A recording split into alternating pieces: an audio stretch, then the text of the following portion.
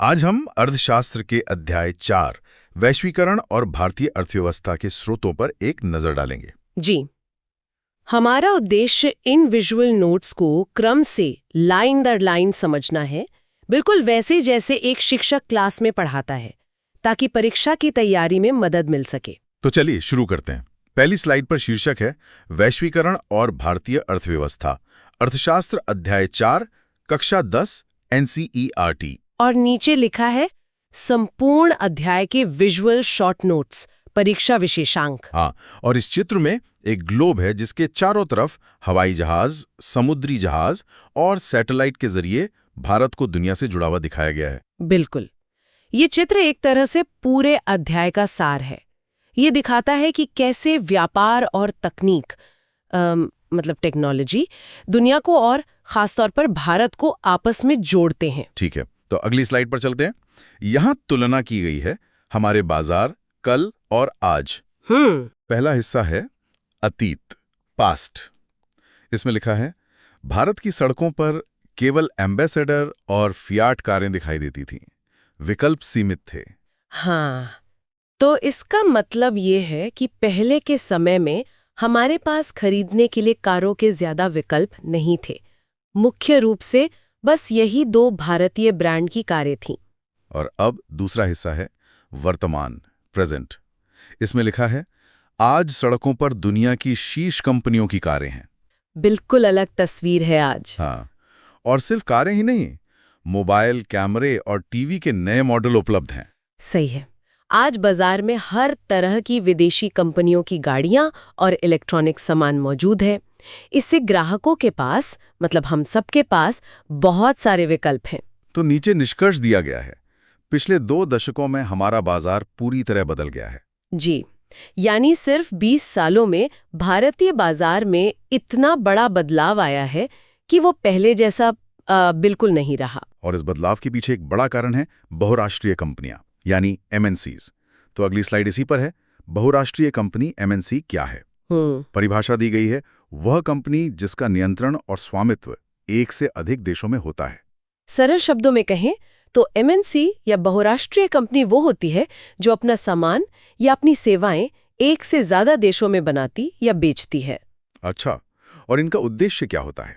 Notes में लिखा है उत्पादन लागत कम करना, लो कॉस्ट, और अधिक लाभ कमाना, हाई प्रॉफिट। बिल्कुल, इन कंपनियों का मुख्य लक्ष्य यही होता है कि सामान बनाने का खर्चा कम से कम हो और मुनाफा वो ज्यादा से ज्यादा हो। तो इस लक्ष्य को पूरा करने के लिए उनकी रणनीति क्या है? यहाँ लिखा है वे वहां कारखाने खोलते हैं जहां उन्हें सस्ता श्रम, चीप लेबर और संसाधन मिलते हैं।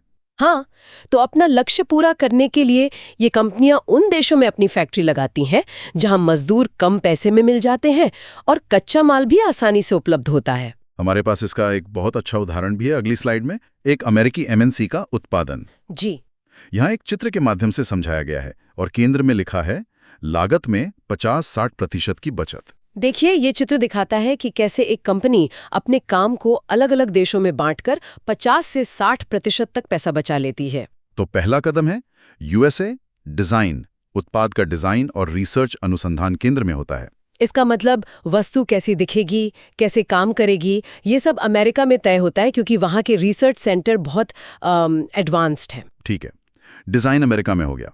अब दूसरा कदम, चाइना विनिर्माण, कल पुर्जे पार्ट्स बनाए जाते हैं क्योंकि यहाँ निर्माण सस्ता है। जी, फिर उस डिज़ाइन के हिसाब से सामान के अलग अलग हिस्से चीन में बनाए जाते हैं क्योंकि वहाँ फैक्ट्री में सामान बनाना सस्ता पड़ता है। और तीसरा कदम, Mexico and east Europe assembly. यहाँ पुर्जों को जोड़ा जाता है बाजारों से निकटता के कारण। हाँ, तो चीन में बने उन हिस्सों को मेक्सिको या पूर्वी यूरोप ले जाकर जोड़ा जाता है। ऐसा इसलिए क्योंकि ये जगहें अमेरिका और यूरोप के बड़े बाजारों के पास हैं, जिसे सामान पहुंचाने में आसानी होती है। और चौथा कदम भी है, India customer care call centre, अंग्रेजी बोलने वाले कुशल युवा। और जब ग्राहक को कोई समस्या होती है तो उसकी सहायता के लिए भारत में कॉल सेंटर बनाए जाते हैं क्योंकि यहाँ अच्छी अंग्रेजी बोलने वाले लोग आसानी से मिल जाते हैं। तो इस तरह कंपनी अपना काम दुनिया भर में फैलाकर पैसे बचाती है। तो ये MNCs उत्पादन को एक दूसरे से जोड़ती कैसे हैं? अगली स्लाइड में इसके 3 तरीके बताए गए हैं। पहला तरीका है संयुक्त उत्पादन, जॉइंट वेंचर।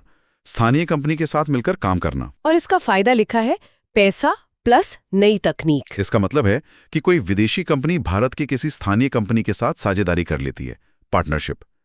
इससे स्थानीय कंपनी को पैसा और नई टेक्नोलॉजी मिलती है। अच्छा, और दूसरा तरीका है स्थानीय कंपनियों को खरीदना, सबसे आम तरीका। हाँ, इसमें MNCs किसी स्थापित स्थानीय कंपनी को पूरी तरह से खरीद लेती हैं।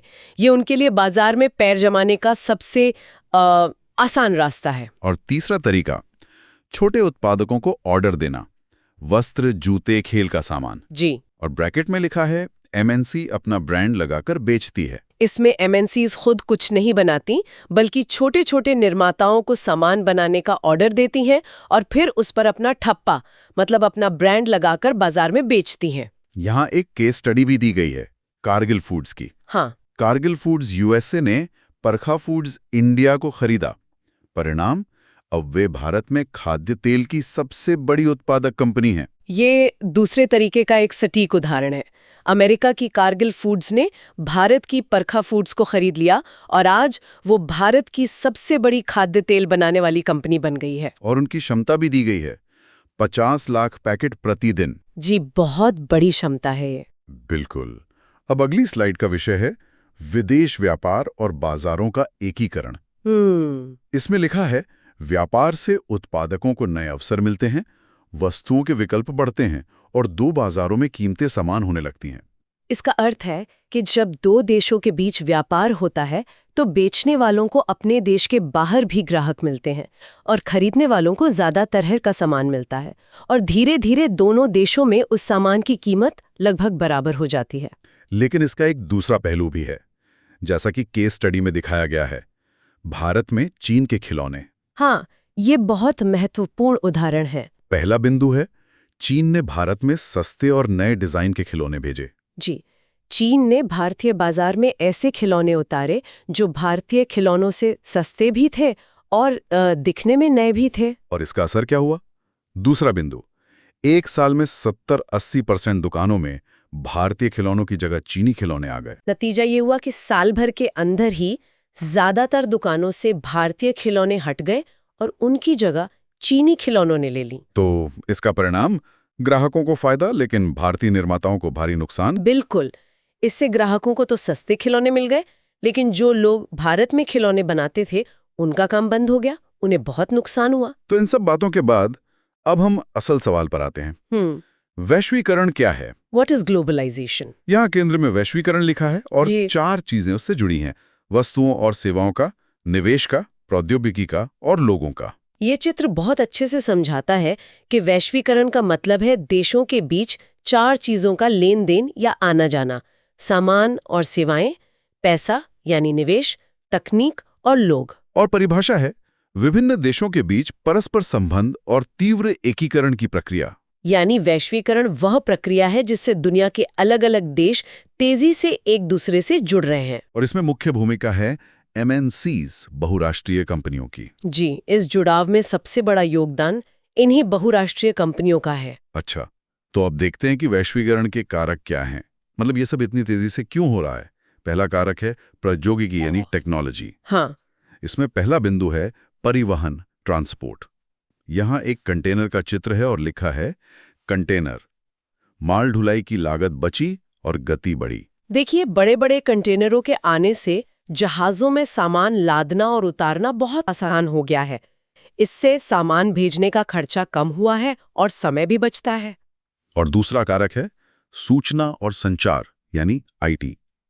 लिखा है मोबाइल, इंटरनेट, ईमेल और सैटेलाइट ने दुनिया भर में संपर्क आसान कर दिया। टेक्नोलॉजी जैसे इंटरनेट और मोबाइल फोन ने तो पूरी दुनिया में कहीं भी तुरंत बात करना और जानकारी भेजना संभव बना दिया है, जिससे व्यापार बहुत तेजी से बढ़ा है। इसका भी केस स्टडी है लंदन की पत्रिका। जी, बहुत दिलचस्प है। यहाँ एक पूरी प्रक्रिया दिखाई गई है। लंदन कंटेंट, इंटरनेट के जरिए दिल्ली, डिजाइन एंड प्रिंट, हवाई जहाज से डिलीवरी, लंदन रीडर्स, ई-बैंकिंग से पेमेंट। यह एक बहुत अच्छा उदाहरण है।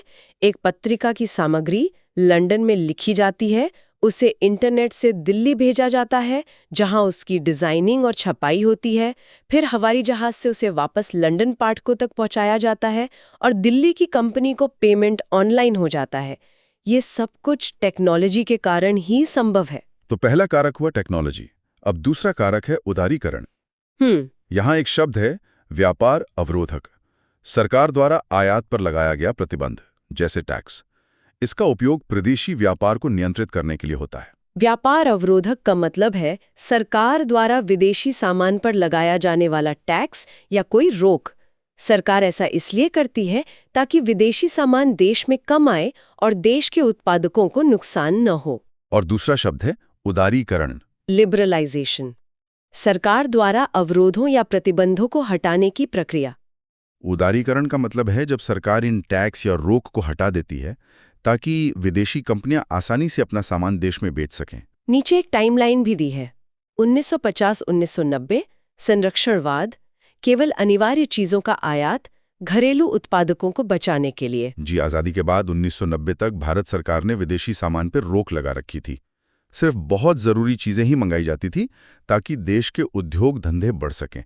और फिर 1991 में नई आर्थिक नीति, अवरोध हटा दिए गए, भारतीय उत्पादकों को विश्व प्रतिस्पर्धा के लिए तैयार माना गया। बिल्कुल। 1991 में सरकार ने ये नीति बदल दी और व्यापार पर से रोक हटा दी। सरकार का मानना था कि अब भारतीय कंपनियों को दुनिया की कंपनियों से मुकाबला करने के लिए तैयार हो जाना चाहिए। तो जब इतना व्यापार हो रहा है तो नियम कानून बनाने के लिए भी कोई संस्था होगी। अगली स्लाइड है विश्व व्यापार संगठन, WTO। जी, इसका उद्देश्य है अंतर्राष्ट्रीय व्यापार को उदार बनाना और सदस्य हैं 160 प्लस देश। हाँ, WTO एक अंतर्राष्ट्रीय संस्था है जिसका काम है यह सुनिश्चित करना कि सभी देश एक दूसरे के साथ बिना किसी रोक टोक के व्यापार करें। यह इसके लिए नियम बनाती है। लेकिन इसकी आलोचना भी होती है। लिखा है विकसित देशों ने अपने अवरोधक बैरियर्स नहीं हटाए, जबकि भारत जैसे देशों को मजबूर किया गया। ये WTO की एक बहुत बड़ी आलोचना है। ऐसा माना जाता है कि इसने अमीर देशों को तो अपने व्यापार अवरोधक बनाए रखने की छूट दी, लेकिन भारत जैसे विकासशील देशों पर उन्हें हटाने के लिए दबाव डाला। इसका भी एक केस स्टडी है, अमेरिका के कपास किसान। अमेरिका अपने किसानों को भारी सब्सिडी देता है, जिससे वे अपना कपास बहुत सस्ता बेचते हैं। इससे गरीब देशों के किसानों को नुकसान होता है। यह बिल्कुल सही उदाहरण है। अमेरिकी सरकार अपने किसानों को बहुत आर्थिक मदद देती है, जिससे उनकी लागत कम हो जाती है और फिर वे दुनिया के बाजार में बहुत सस्ता कपास बेच पाते हैं। इससे भारत जैसे गरीब देशों के किसानों का कपास बिक नहीं पाता और उन्हें घाटा होता है। अच्छा, तो अब देखते हैं कि भारत में वैश्वीकरण का प्रभाव क्या रहा। पहले सकारात्मक प्रभाव। ठीक है। पहला, उपभोक्ता यानी कंज्यूमर्स। विकल्प बढ़े, कीमतें घटी, गुणवत्ता में सुधार, शहरी उपभोक्ताओं का जीवन स्तर बढ़ा। वैश्वीकरण का सबसे ज्यादा फायदा ग्राहकों को हुआ। उन्हें चुनने के लिए ज्यादा सामान मिला, कीमतें कम हुई और सामान की क्वालिटी भी बेहतर हुई, खासकर शहरों में रहने वालों के लिए। दूसरा, विदेशी निवेश, इन्वेस्टमेंट। पिछले 20 वर्षों में बढ़ा। मुख्य क्षेत्र सेलफोन, मोटर गाड़ियां, इलेक्ट्रॉनिक्स, बैंकिंग। जी, भारत में विदेशी कंपनियों का निवेश बहुत बड़ा है, खासकर मोबाइल फोन, गाड़ी और बैंकिंग जैसे क्षेत्रों में, जिससे देश की अर्थव्यवस्था को फायदा हुआ है। और तीसरा, स्थानीय कंपनियां, कच्चा माल, रॉ मटेरियल सप्लाई करने वाली कंपनियों को फायदा। नई तकनीक मिली। जो भारतीय कंपनियां इन बड़ी MNCs को कच्चा माल देती थीं, उनका काम भी बढ़ा। साथ ही उन्हें विदेशी कंपनियों से नई टेक्नोलॉजी सीखने को मिली। और एक और बहुत बड़ा सकारात्मक प्रभाव ये है कि भारतीय कंपनियां भी अब बहुराष्ट्रीय बन गई हैं। बिल्कुल। यहाँ कुछ नाम हैं: टाटा मोटर्स गाड़ियां, इन्फोसिस IT, रैम्बैक्सी दवाइयां, Asian Paints paint, Sundaram Fasteners, nut bolt. ये एक और सकारात्मक प्रभाव है। वैश्वीकरण के कारण भारत की कुछ कंपनियां इतनी बड़ी हो गईं कि अब वे दूसरे देशों में व्यापार कर रही हैं, जैसे टाटा और इन्फोसिस। और सेवा क्षेत्र के बारे में भी लिखा है। IT, अकाउंटिंग और डेटा एंट्री जैसी सेवाओं का भारत से निर्यात, आउटसोर्सिंग, इससे लाखों नए रोजगार बने। हाँ, भारत के सर्विस सेक्टर को भी बहुत फायदा हुआ। विदेशी कंपनियां अपना IT, अकाउंटिंग जैसा काम भारत की कंपनियों से करवाने लगी, जिसे आउटसोर्सिंग कहते हैं। इससे भारत में लाखों लोगों को नौकरियां मिली। लेकिन अब सिक्के का दूसरा पहलू देखते हैं, चुनौतियां और नकारात्मक प्रभाव।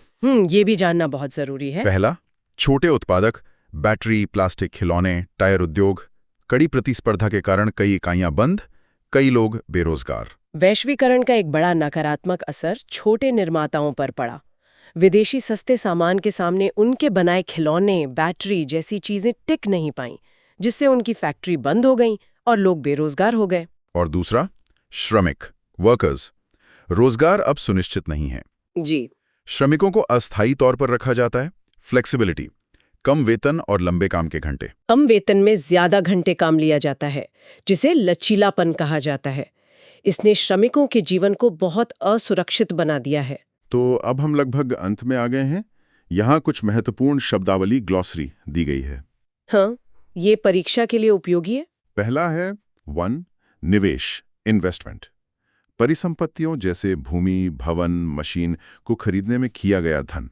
जब कोई व्यक्ति या कंपनी जमीन, बिल्डिंग या मशीन जैसी चीजें खरीदने में पैसा लगाती है ताकि भविष्य में उससे लाभ कमा सके, तो उसे निवेश कहते हैं। 2, विदेशी निवेश, फॉरेन इन्वेस्टमेंट। बहुराष्ट्रीय कंपनियों MNCs द्वारा किया गया निवेश। और जब कोई MNC किसी दूसरे देश में ये निवेश करती है तो उसे विदेशी निवेश कहा जाता है। तीसरा है 3, विशेष आर्थिक क्षेत्र, SEZ। ये क्या होता है? सरकार कुछ ऐसे इलाके बनाती हैं जहां विदेशी कंपनियों को फैक्ट्री लगाने के लिए अच्छी सड़कें, बिजली, पानी जैसी विश्व स्तरीय सुविधाएं दी जाती हैं और शुरुआती कुछ सालों तक उनसे टैक्स भी नहीं लिया जाता। अच्छा, ताकि वे भारत में ज्यादा निवेश करें। जी बिल्कुल। और चौथा है 4, निजीकरण, प्राइवेटाइजेशन। सरकारी कंपनियों को निजी क्षेत्र को बेचना। जब सरकार अपनी किसी कंपनी को किसी प्राइवेट कंपनी या व्यक्ति को बेच देती है तो उसे निजीकरण कहते हैं। चलिए, तो अब आखिरी स्लाइड पर आते हैं, जो है परीक्षा के लिए याद रखें, एक तरह से पूरे अध्याय का सार। हाँ, ये पावर समरी है। पहला बिंदु, MNCs वैश्वीकरण की मुख्य शक्ति हैं। यानी वैश्वीकरण को आगे बढ़ाने में सबसे बड़ा हाथ बहुराष्ट्रीय कंपनियों का है। दूसरा बिंदु, वैश्वीकरण बराबर बाजारों प्लस उत्पादन का एकीकरण। वैश्वीकरण का मतलब है दुनिया के बाजारों और उत्पादन की प्रक्रियाओं का आपस में जुड़ जाना। तीसरा, कारक, प्रौद्योगिकी, कंटेनर प्लस इंटरनेट और उदारीकरण, 1991। इसका 2 मुख्य कारण हैं, टेक्नोलॉजी में तरक्की और 1991 में सरकार द्वारा व्यापार से रोक हटाना। चौथा, संस्था, WTO नियम बनाता है। WTO वो अंतर्राष्ट्रीय संस्था है जो विश्व व्यापार के नियम बनाती है। पांचवा, प्रभाव, उपभोक्ताओं के लिए अच्छा, लेकिन छोटे उत्पादकों और श्रमिकों के लिए चुनौतीपूर्ण। इसका असर मिला जुला रहा है। ग्राहकों को फायदा हुआ, पर छोटे निर्माताओं और मजदूरों के लिए मुश्किलें बढ़ीं। और छठा और आखिरी बिंदु, भविष्य, न्याय संगत वैश्वीकरण, फेयर ग्लोबलाइजेशन। इसका मतलब है कि भविष्य में हमें एक ऐसे वैश्वीकरण की जरूरत है जिसका फायदा सिर्फ कुछ लोगों को नहीं बल्कि सभी को मिले। तो आज हमने वैश्वीकरण और भारतीय अर्थव्यवस्था के प्रमुख बिंदुओं को बहुत विस्तार से समझा। हाँ, और जैसा कि अंतिम बिंदु में कहा गया, न्याय संगत वैश्वीकरण की आवश्यकता है। ये एक बहुत ही महत्वपूर्ण विचार है। सोचने वाली बात यह है कि ऐसा वैश्वीकरण कैसे हासिल किया जा सकता है जिससे मजदूरों, छोटे उत्पादकों और उपभोक्ताओं, मतलब सभी के हितों की रक्षा हो सके। ये वास्तव में एक बड़ा सवाल है जी, और इस सवाल का जवाब ही हमारा भविष्य तय करेगा। अगर आपको इसी तरह आसान भाषा में पढ़ना अच्छा लगता है तो इस चैनल को अभी सब्सक्राइब कर लीजिए। अगर आप सभी सब्जेक्ट्स के नोट्स चाहते हैं तो वीडियो के डिस्क्रिप्शन बॉक्स को जरूर चेक करें।